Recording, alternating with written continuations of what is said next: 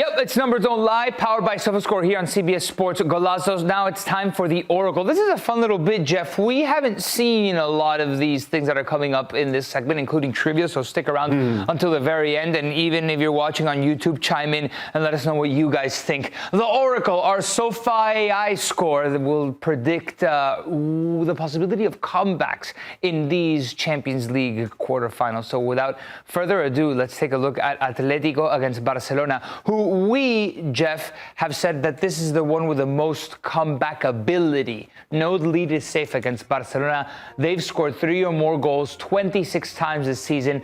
Lamine Yamal was held quiet. That won't happen at the Metropolitano. Goals will come early and often for Barcelona. 4-1. No.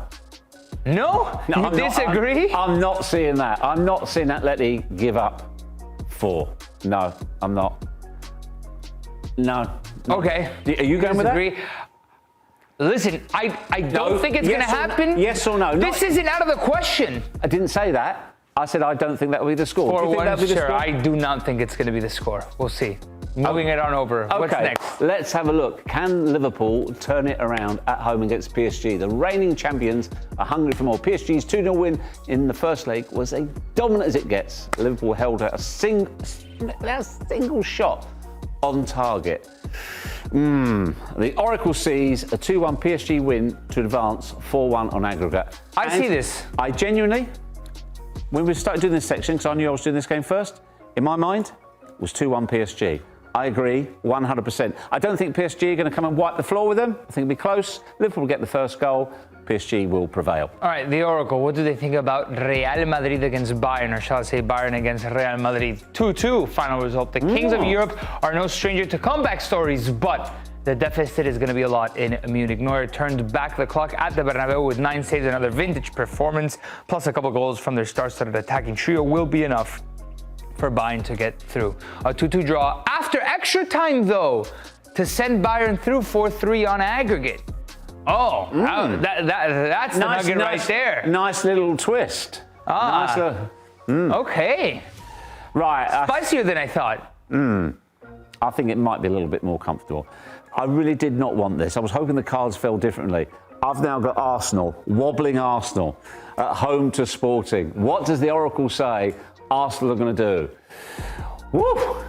It's all line out for Arsenal in the Champions League. It is, to be fair, they're on the right side of the bracket. The Gunners are taking league back to North London, where they've only lost twice all season. Sporting's underdog run ends at the Emirates. Mikel Arteta's trophy hunt is still on. The Oracle sees a 2-0 Arsenal win to advance 3-0 on aggregate.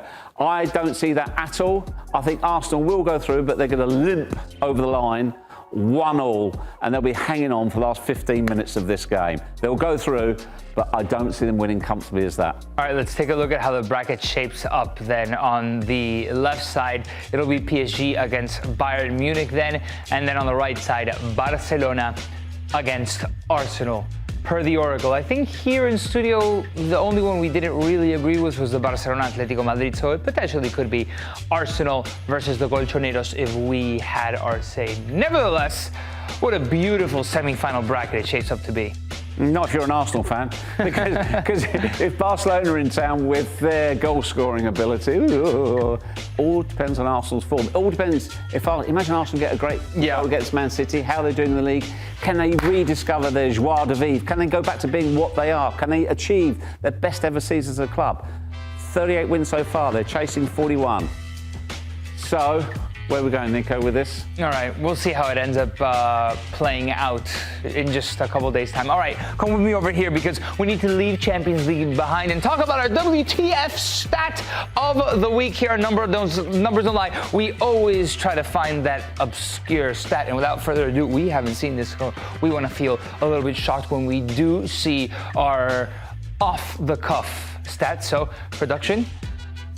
The First Lady, the appointment of Marie-Louise Eta as head coach of Union Berlin marks the first time a woman has held that position in any of the top 5 European leagues. Well, she was interim manager before, but the caveat here, for Union Berlin, of course, the caveat here is that she has been appointed manager for the rest of the season, not while they're looking for somebody else during the season. No, she was assistant as well before, so she obviously knows the club well, she knows the players well.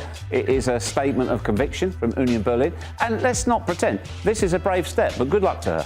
Yeah, she's 34 years old, right? Something like that. She's mid-30s, very young. She's young for a manager anyway. Yeah? They look relatively safe in the Bundesliga, but that's irrelevant. She's under a lot of pressure. Yeah. All right. All the best to Marie-Louise Eta.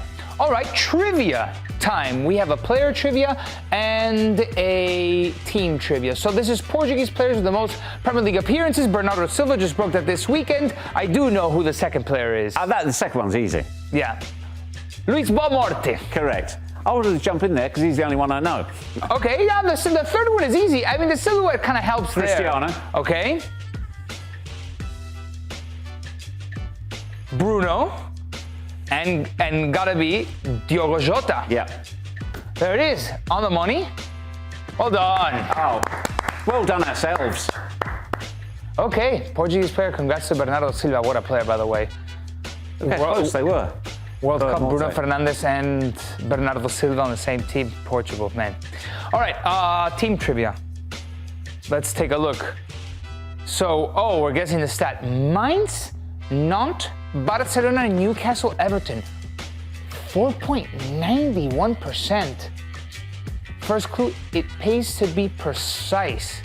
I have absolutely zero clue as to, what links?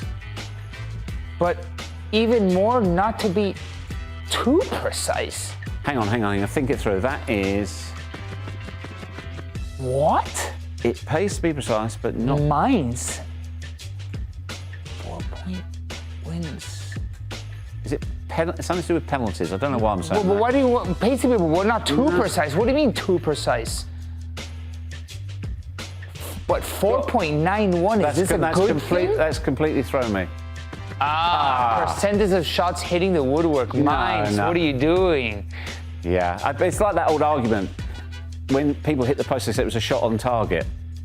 Yeah, shot on target? No, it's not, because they go in. So if a shot hits the goal frame, comes down, hits the keeper and goes in... It's not on target, right? In theory. Wow, Mainz, good for you. Well played, Mainz. You don't win a title for that, but you do lead this category. Look at Barca in there, Newcastle in there as well. All right, that does it this week. Geoff, thanks for joining. My great pleasure. This is Numbers Don't Lie. See you guys soon. Hey, thanks for watching this video from Numbers Don't Lie. Be sure to catch our show every Monday at 5 p.m. on YouTube. And for news and insights from leagues all around the world, including Serie A, EFL, and all UEFA competitions, both men's and women's, don't forget to sign up for Paramount+.